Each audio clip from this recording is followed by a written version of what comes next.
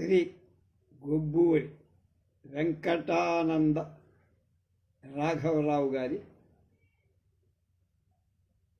విజ్ఞాన నిరతుడు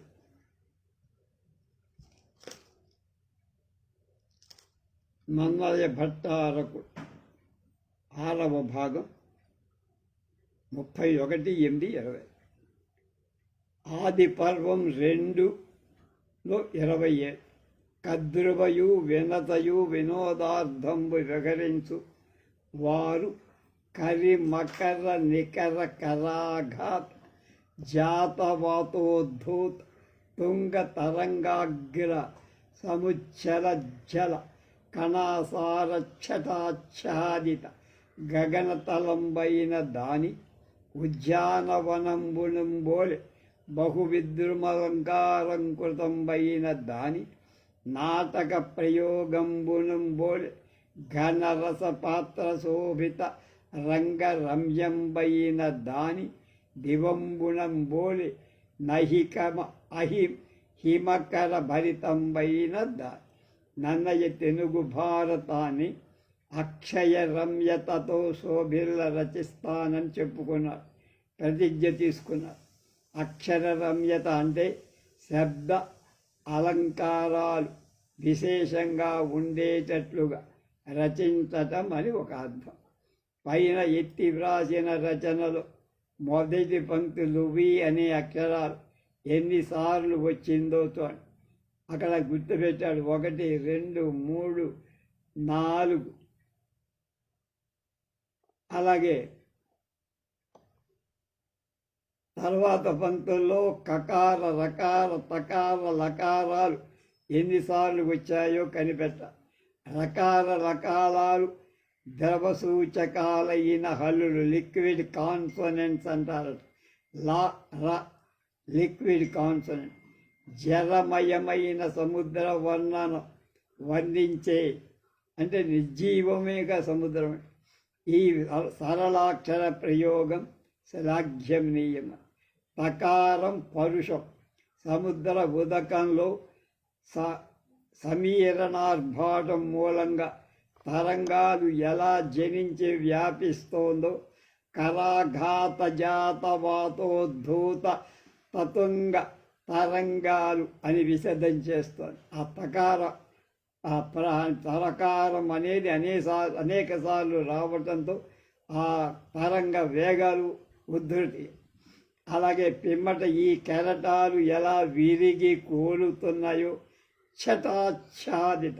ఛట అంటే ఒక్కసారి తగిలి కింద పట్టు అలా ప్రతిధ్వనిస్తుంది. ఈ రచనలో సౌండ్ ఈకోయింగ్ అంటే ఈకో అంటే ఏమిటి? మన శబ్దం మళ్ళీ మనకు వినపడటమే కదా. అది ఈకోయింగ్ సెన్స్. అర్ధస్ఫురణ అనుకూలమైన శబ్దాలు చక్కగా కూర్చోవాలి.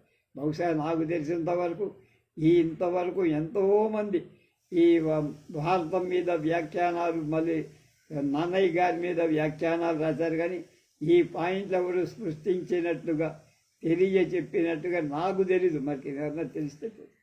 కెరటాలు విరిగినప్పుడు తూలిన జలకణ మన మీద కూడా చిందేటట్లుగా పై రచనం దివ్యంగా ఉంది కనుక మళ్ళా ఒకసారి వెళ్దాం.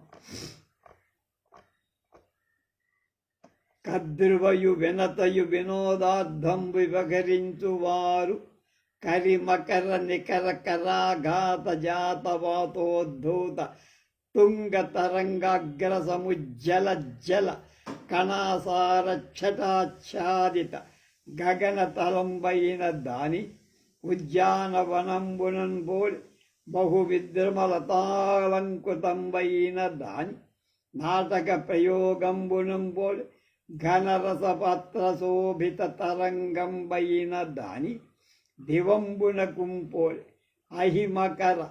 మహిమ పోలే అహిమకర భరితంబైన దాని. ఇక్కడ అక్షర రమ్యత నన్నయ్య గారి గొప్పతనం చెప్పాడు. నేను ఏది రాసినా అక్షర రమ్యత అక్షర రమ్య ఆ ప్రతిజ్ఞ నిలబెట్టాడు. ఎలాగంటే చెప్తున్నారు. వి అనే అటువంటి అక్షరాలు ఇక్కడ చాలాసార్లు వచ్చింది. తర్వాతలో కకారం రకారం తకారాలు ఎన్నోసార్లు కోర్చి పెట్టాడు. రకాల లకారాలు ద్రవ సూచకాలైన హల్లులు అంటారు, లిక్విడ్ కాన్సోనెంట్స్ అంటారు. కనుక జలమయమైన సముద్రాన్ని వర్ణించేటప్పుడు ఈ రెండు బాగా ఉపయోగపడ్డాయి అంటున్నారు. అలాగే తకారం పరుషం, సముద్ర ఉదకంలో సమీరణ ఆర్భాటం అంటే గాలి వేగం మూలంగా తరంగాలు ఎలా జనించి వ్యాపిస్తాయో, కరాఘాత జాతవాతోద్ధూత తుంగ తరంగాలనే మాట అది కనపడుతుంది అక్కడ. అది తర్వాత ఈ కెరటాలు ఒడ్డుకు తగిలి విరిగిపోతుండే ఛటాఛాదిత అనే ధ్వనింప కలుగుతుంది. కనుక సౌండ్ ఈకోయింగ్ సెన్స్ అర్ధస్మరణకు అనుకూలమైన శబ్దం చక్కగా ఏర్చి కూర్చబడి, కెరటాలు విరిగినప్పుడు తూలిన జల కణాలు మన మీదగా కూడా చెందుతున్నట్లుగా పై రచన సాగింది. ఒకే వర్ణం వాక్యంలో వివిధ పదాలలో రావటం శృతి సామ్యం చెవులకు ఇంపుగా ఉంది. ఇంగ్లీషు వాళ్ళు దీని ఎలిటరేషన్ అంట. గ్రే అనే ఆంగ్ల కవి ఎలిజీ అనే ఖండకావ్యం స్మృతి కావ్యంలో ది ఫ్లోమ్యాన్ హోంవర్డ్ ప్లాంట్స్ హిజ్ వీరీ వే అనే పద్యపాదంలో పి 2 సార్లు డబ్ల్యూ 2 సార్లు వచ్చేటట్లుగా ఎలిగరేషన్ వేసి రచించినందు ఇంగ్లీషు ప్రజలు విమర్శకులు ఇప్పటికీ పొంగిపోతారట. వాడు మనవాడు ఎన్నేసాడో చూసుకో. మన తెలుగువాడు సహజంగా శబ్దాలంక ప్రియ ఆబాల గోపాలం శబ్దాలంకార శోభితాలైన పదాలని సంభాషణలో కూడా అప్రయత్నంగా వాడుతా. జానపద గేయాల్లో ఈ లక్షణం ఇంచుమించు తరచుగా మనకు కనపడుతుంది. ప్రతి పద్య పాదంలో యతి నియమాలు మన వారి శబ్దాలంకార ప్రియత్వాన్ని పోషిస్తుంది. ఈ యతి అనేది మిగతా కన్నడ సంస్కృతంలోనే నన్నయ వచన రచనలలో కూడా శబ్దాలంకార ప్రియత్వం ఈ అక్షర రమ్యత విశేషంగా కనబడు. ప్రకృతి విశేషాలు తన రచనలు హృద్యంగా ప్రతిబింబ చేసే కావ్య కళా కుశలత్వం నన్నయ్యకు అందవేసిన చెయ్యి. అందులో నన్నయ్య అందవేసి ఇక అర్థవంతాలైన రచనలు ఇప్పుడని శబ్దాలంకారం. నన్నయ్య నానా రుచిరార్థ సూక్తి నిధి సారమతులైన మహాకవులంతా నన్నయ్య రచించిన తెలుగు భారత కావ్యాన్ని విమర్శించి అందులో ప్రసన్న కథా కవితార్థయుక్తికి మెచ్చి మేలు అనవలను అలా భారతాన్ని తెలుగు చేస్తానని నన్నపార్యుడు ప్రతిజ్ఞ చేశాడు. ప్రతిజ్ఞ పాలించాడు. ప్రసన్న చిత్తులైన మహాకవీశ్వరుడు ఉద్యానవన విహారం కావ్య ఉత్తమలైన దృశ్య ప్రబంధాన్ని రసవంతంగా ప్రదర్శింపగల నాటక రంగాలు నవరత్నాలట్లుగా మెరిసే మేటి నక్షత్రాలతో శోభించే ఆకాశ సందర్శనం చాలా ఇష్టం, ప్రీతికరం. వాళ్ళ మెప్పులు అభిలషించిన నన్నయ్య వాళ్ళని ప్రీతులు చెయ్యటాన్ని రచన చేయవటం తన కర్తవ్యం. విశేషించి నన్నయ్యకు పూర్వం ఉండిన సంస్కృత కవులలో బాణుడిలో కవిలోకానికి చాలా గౌరవం ఉంది. పాండవులలో నకులుడు, కవులలో బాణుడు తురంగ వేగ విశిష్టులని ప్రసిద్ధి పొందారు. బాణుడి శైలి చాలా వేగవంతమై అతుల జవ సంపన్నమై అలరారుతోంది. మనం కాదంబరి చేసామంత. బాణుడు సర్వజ్ఞుడు, బాణోచ్ఛిష్టం ఇదం జగత్. మహాకవి బాణుడు గ్రహించి అంజం ఆయన వదిలిపెట్టింది ఏం లేదు. ఆయన తీసుకున్న దాన్ని మళ్ళీ ఇంకో కవి తీసుకున్నాడు. అంటే ఆయన ఎంగిలే ఈయన కూడా తీసుకున్నాడు అన్న. బాణుని శ్లేష ఉపమలు విజ్ఞానవంతాలు చక్కగా వచ్చాయి. దీని మీద కూడా పేరాల భరత శర్మ గారు అద్భుతంగా రాశారని చెప్పుకొని, సముద్రాన్ని ఉద్యానవనంతో నాటక రంగంతో పోల్చిన వాక్యాన్ని వదిలి దివంబును పోలి అహిమకర భరితంబై అనే వాక్యాలు ఇక్కడ ఆలోచిద్దామని. సముద్రంలో మొసళ్ళున్నాయి, పాములున్నాయి. ఆకాశంలో కానీ సముద్రం అపారం. ఆకాశంలో 12 రాసులు ఉంటాయి కదా, మకరం మొదలైనటు, మీనం, మకరం, కుంభం. అలాగే మకరాకారం కలిగి మెరుస్తుంటాయి నక్షత్రాలు, 12 రాసులు. అలాగే మకర రాశి కూడా.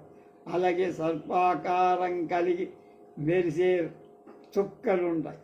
ఆశ్లేష చుక్కలు సర్పాకారంలో ఉంటాయన్నాం కదా. సర్పదైవత్యాలై మెరయటం వేద ప్రసిద్ధం, వేదంలో చెప్పి. కాబట్టి దివి అహి మకర భరితమై, అహి అంటే పాములు, మకర భరితమై అంటే ఇక్కడ ముంగిస మొసలిలో వెలసి ఉన్నది అని జ్యోతిష్ శాస్త్ర రీత్యా ఆయన చెప్పాడు. ఎంత గొప్ప విషయాన్ని చెప్పాడు. ఎవడు ఈ విషయాన్ని ఎత్తుకోవాలి. జంతు శాస్త్ర దృష్ట్యా కూడా సముద్రం అహిమకర భరితం. నభంలోకు సముద్రానికి సామాన్యమైన అహిమకర భరణం అంటే 2 పాములు అక్కడ ఉన్నాయి, పాములు మకరాలు అక్కడ ఉన్నాయి, ఇక్కడ ఉన్నాయి. జ్యోతిర్విధుడు అవటం చేత నన్నయ్య బాగా గ్రహించి తనకు తెలిసినదంతా తెలుగు పాఠాలు కూడా చదివేవారు. అధ్యాలు ముందే చెప్పాడు. అధ్యములు, తథ్యములు, అల్పాక్షరయుక్త యుక్తియుక్తాలైన వాక్యాలతో బోధిస్తే గాని నన్నయ్య ఆత్మ శాంతించదు, ఊరుకో. భావాన్ని సాభిప్రాయంగా వ్యక్తం చేస్తా, శ్లేష ఎగిరిపోకుండా పోషిస్తూ అర్థం స్పష్టం చెయ్యగల పదాలను మాత్రం జాగ్రత్తగా ఏర్చి కూర్చి పేర్చి ఆయన ప్రకాశింపజేసి నల్లపాచార్యుడు కృతజ్ఞుడయ్యాడు, కృతార్థుడయ్యాడు. ఇలాంటి సముద్ర తీరంలో విహరిస్తూ కద్రు వినత తమ ఎదుట కొంత దూరంలో తిరిగి ఉచ్ఛైస్రవమనేటువంటి ఏనుగు ఒక గుర్రాన్ని చూశారు, ఇంద్రుడి గుర్రం. కానీ కద్రువ వినతం చూసి కద్రువ వినతతో చూడవే అల్ల అతి ధవళంబైన అశ్వంబునందు సంపూర్ణ చంద్రుడునందు నల్లయుంపోలే వాళ్ళ ప్రదేశంబు నల్లయ్యి ఉన్నది అని వింటే అంతే. చూడ తెల్లటి గుర్రం, దాని తోక మాత్రం నల్లగా ఉందే అని కద్రువ అన్నది. అప్పుడు వినత నవ్వి నీవే కందులను చూచితే అక్క, ఏ కళ్ళతో చూసావే అక్క, ఎక్కడిది నల్ల, అక్కడ నల్లతనం ఎక్కడుందే, తోక కూడా అచ్చమైన తెలుగుతో ఉంటే ఈ యశ్వరాజమూర్తి మహాపురుషుడి సత్కీర్తియుంపోలే అతి నిర్మలంపై ఒప్పుతున్నది అంటే అన్న విని నవ్వి వినతకు కద్రువ ఇలా అంది. సంస్కృత మూలంలో చంద్రుడిలో నల్లమచ్చ సంగతి కాని, చంద్రుడి సంగతి కానీ లేదు. మహాపురుషుని సత్కీర్తిలాగా ధవళంగా ఉన్నది అన్న ఉపమానం కూడా వ్యాసుడు రాయలు. తెలుగుకు భారతార్థం చక్కగా బోధపడటానికి నన్నయ్య ఈ ఉపమానాలు తీసుకొచ్చారు.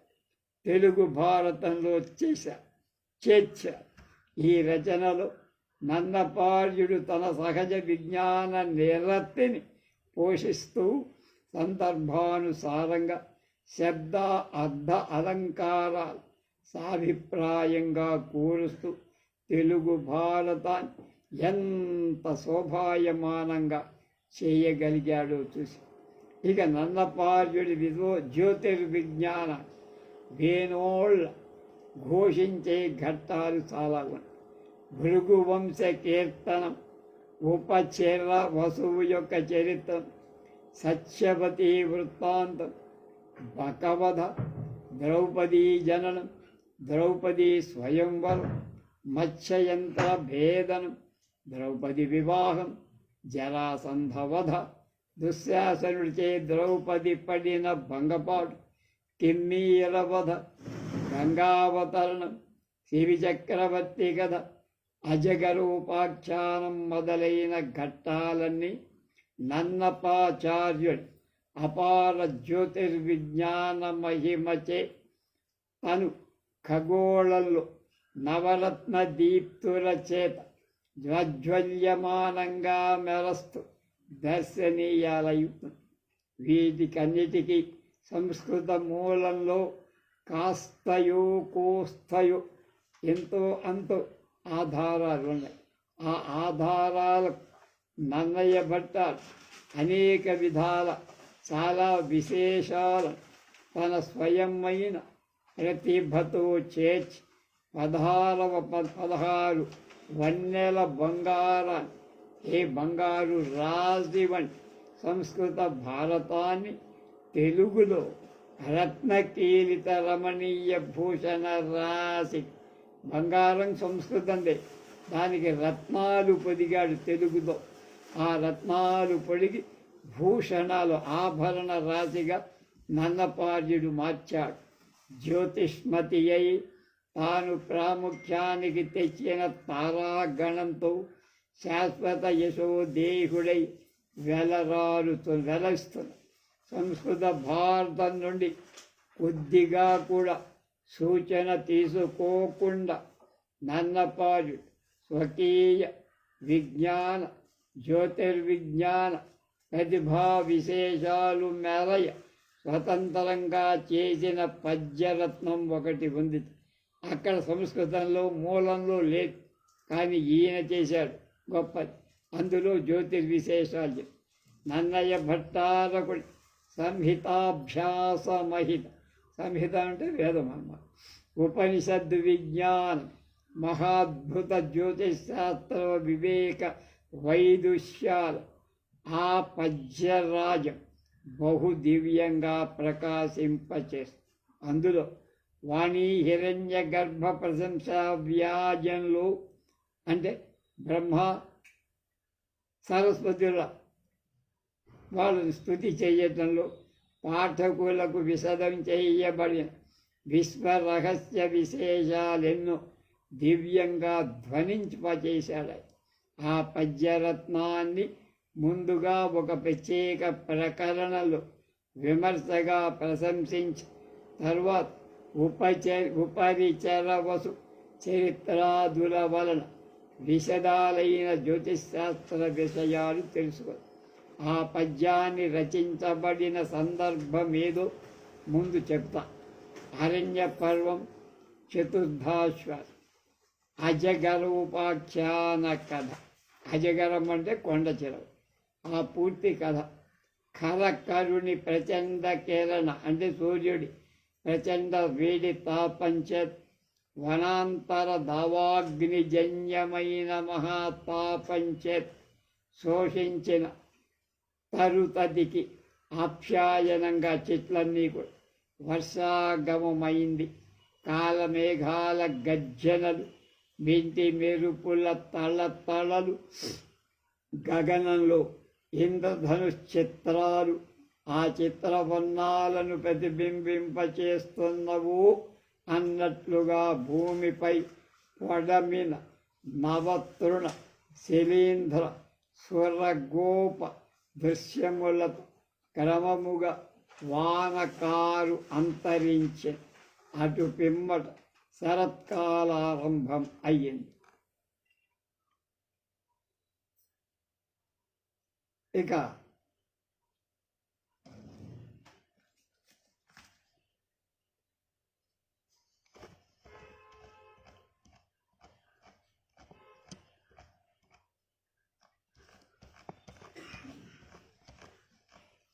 తొమ్మిదవ అధ్యాయం.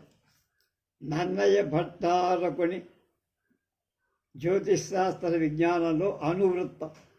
ఇప్పుడు చెప్తా. భూసతి కిందివంబున ఓల్పెసగంగ సరత్సమాగమంబు ఆ సకల ప్రమోదకరమై వెలసిల్య మహర్షి మండలోపాసిత రాజహంసగతి భాతి ప్రసన్న సరస్వతీక మభ్యాసన శోభితం బగుతు అభ్యజుయానముతో సమానమై. నేను చదువుకున్నాం, ఎస్ఎల్సిలో చదువుకున్న 1950. భూసతి కిందివంబునకు పుల్పసగంగ సరత్సమాగమంబు ఆ సకల ప్రమోదకరమై వెలసిల్య మహర్షి మండలోపాసిత రాజహంసగతి భాతి ప్రసన్న సరస్వతీక అభ్యాసన శోభితం బగుసు అభ్యజుయానముతో సమానం. ఈ పద్యరాజం నన్నయ భట్టారకుడు సంహితాభ్యాస విశేషాలు బ్రహ్మాండాది నానా పురాణ విజ్ఞాన నిరతి నిరుపమానమైన జ్యోతిర్విద్యా ప్రావీణ్యం అత్యద్భుతంగా ప్రవచనం చేస్తోంది. కావున గ్రంథ విస్తరణ భీతికి జంకకుండా మనం ఈ పద్యాన్ని సుదీర్ఘంగా విమర్శించి వ్యాఖ్యానం చేయటానికి ప్రారంభించాం. షట్ దర్శనాలలో చివరిది బ్రహ్మసూత్ర గ్రంథం. ఇందు మొదటి సూత్రం అధాతో బ్రహ్మ జిజ్ఞాస. ఇది చేసాం మనం. బ్రహ్మసూత్రాలకు ఇంగ్లీషు వ్యాఖ్యానం రాసిన రావ్ బహదూర్ రంగాచార్య పండితులు ప్రప్రథమ సూత్రానికి 400 పేజీల వ్యాఖ్యానం రాశారు. మొదటి సూత్రానికి వ్యాఖ్యానం 400. నన్నయ విజ్ఞాన నిరతి ఎలాంటిదో నిరూపించటానికి ఈ పద్యరాజు ప్రథమ ప్రశంసకు అర్హమైంది అవటం చేత 100 కొలది పేజీలు కాకపోయినా కొన్ని 10 పేజీలు సులభంగా నింపడానికి నాకు అవకాశం వచ్చింది కనుక సంగ్రహంగా చెబుతా వినండి అబ్బాయిలు అంటున్నారు. సంస్కృత భారతం మూలంలో ఈ పద్యం రచించబడిన ఘట్టంలో ఈ కంది పంక్తులున్నాయి. అరణ్య పర్వం 182లో 10-16 శ్లోకాలు, 182లో 10 క్రౌంచ హంస సమాకీర్ణాత్ శరత్ ప్రముదితా భవత్ రూఢకక్షవన ప్రస్థా ప్రసన్న జల నిమ్నగా విమలాకాశ నక్షత్రాశరస్తేషాంసి నాభవత్ మృగద్విజ సమాకీర్ణ పాండవానాం మహాత్మన. 12 దృశ్యంతే శాంత రజస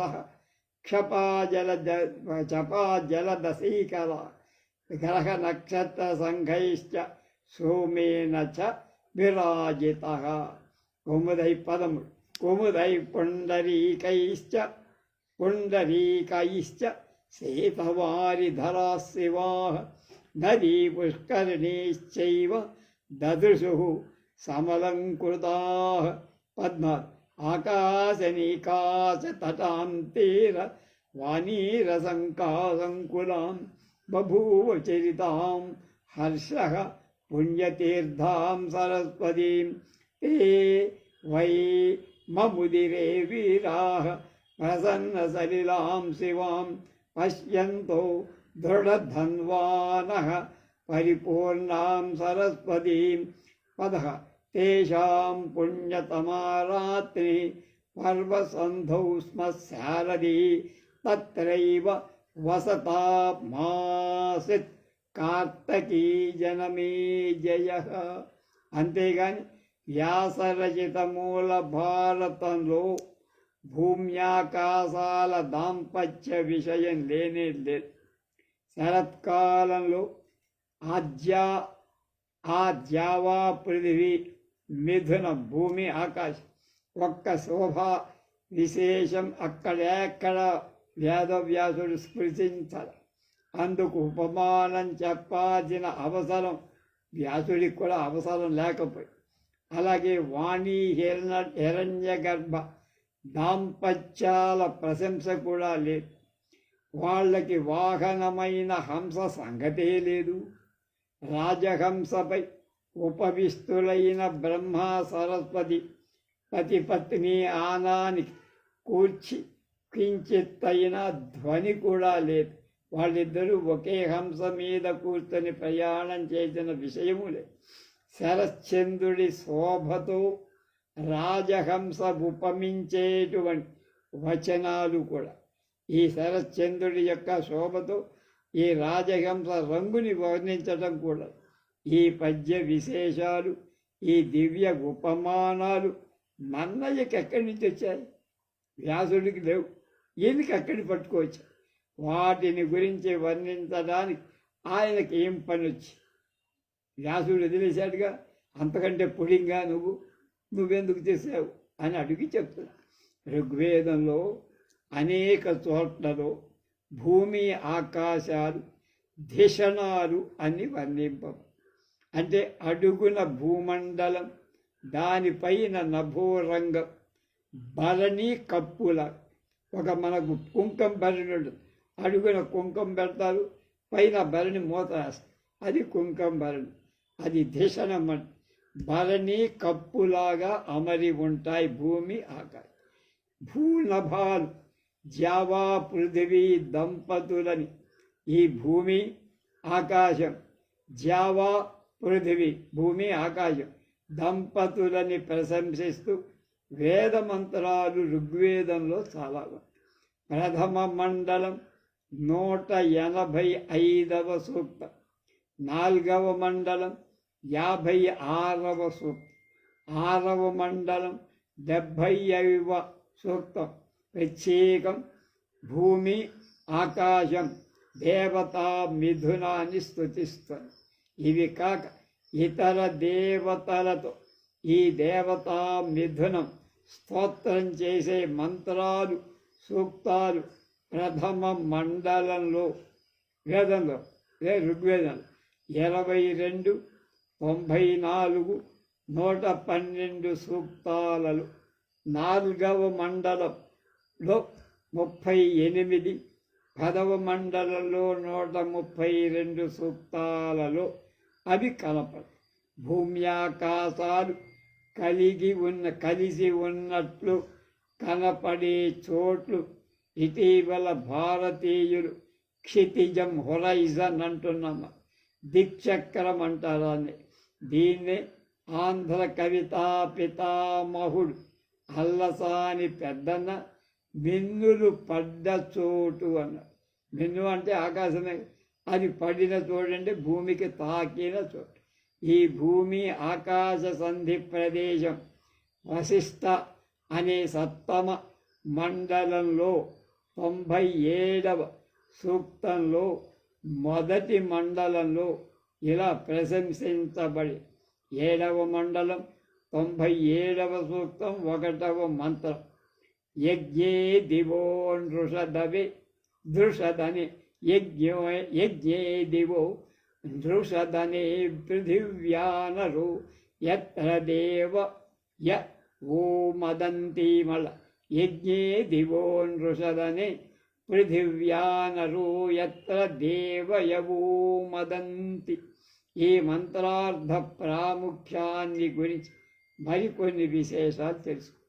ఇది ఋగ్వేదంలోనే కాక ఉపనిషత్తుల్లో కూడా భూమి ఆకాశం జావా పృథివీ సంబంధం దివ్యంగా చెప్పబడి, నన్నయ్య ఆపస్తంభ సూత్రుడిగా కృష్ణ యజుర్వేదానికి చెందిన తైత్తిరీయ ఉపనిషత్తును, అందులో శిక్షావల్లి మొదటి అధ్యాయంలో తృతీయ అనువాకాలను క్షుణ్ణంగా నన్నపాచార్యుడికి తెలుసు.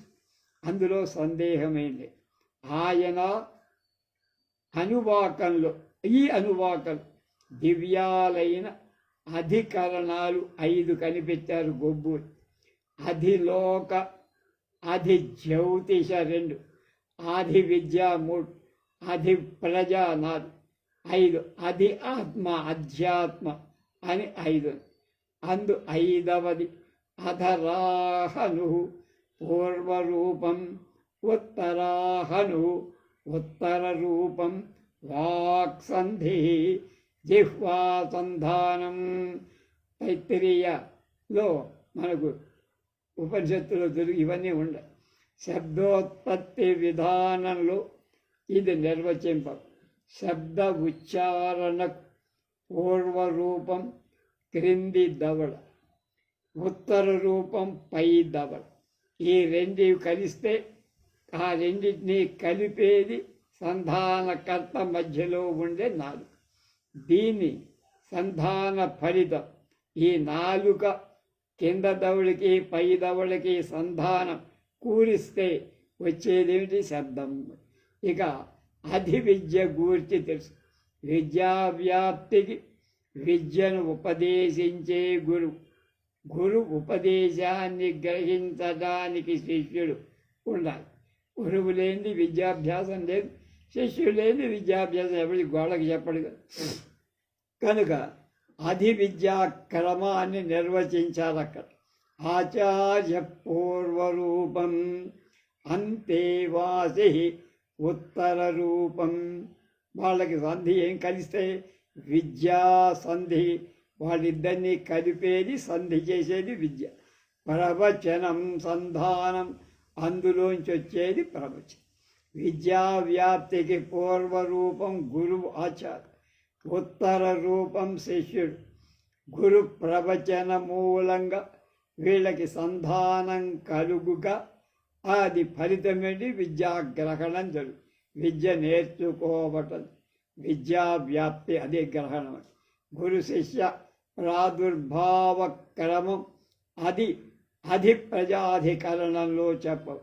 మాతా పూర్వరూపం పితోత్తర రూపం ప్రజాసంధి ప్రజనం సంధానం. బీజగ్రహణ అనుకూల క్షేత్రం మాతృదేవి, అండం అంటాం. ఆమె పూర్వలో బీజప్రదుడు, వీర్యం ఇచ్చేవాడు జనకుడు, ఉత్తరం. వీళ్ళ ఇద్దరి సమాగము ప్రజననం అంటే సంతానం, ఫలితం పుత్రోత్పత్తి, దానివల్ల ప్రజా వృద్ధి. ఇక అధిజ్యోతిషం గురించి భారతీయులకు విజ్ఞాన గ్రంథం ఏం లేదురా, నో సైంటిఫిక్ నాలెడ్జ్ వీళ్ళకి. వాళ్ళు సైన్స్ గురించి రాసిన పుస్తకాలు వాళ్ళకి లేవు. మనమే రాసాం. పళ్ళు కడుక్కోకపోయినా, ముడి తుడుచుకోపోయినా, కడుక్కోకపోయినా మనకి జ్ఞానం ఉందని పాశ్చాత్యులు అనుకోవాలి. అది కాదంటున్నాడు. ఎలిమెంట్స్ మూలకాలే తెలియ వీళ్ళకి అనుకున్నారు వాళ్ళు. పంచభూతాలే వాళ్ళ మూల పదార్థ. విజ్ఞాన రీత్యా ఏ ఏ ఎలిమెంట్స్ చేరితే భూమి ఏర్పడిందో, వీటిలో ఏమేమి ఉందో, అగ్ని స్వభావమేమి, వాయు యొక్క రచనాక్రమం ఎలాంటిదో వాళ్ళకి బొత్తుగా తెలియదు ఎవరికి, భారతీయులు అని వాళ్ళ ఆరోపణ. దారుణమైన భారతీయులకు అవన్నీ అంటకట్టి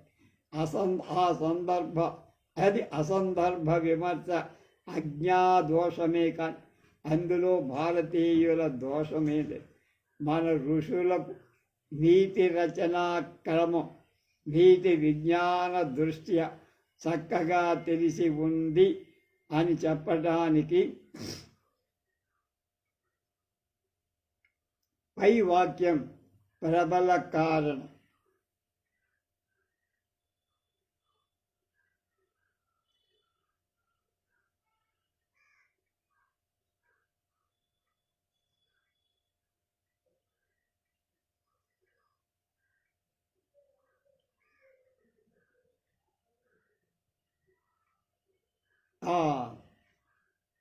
జరుక్ శాస్త్రి అని ఒక ఆయన ఉన్నాడు, మనం తెలుసు.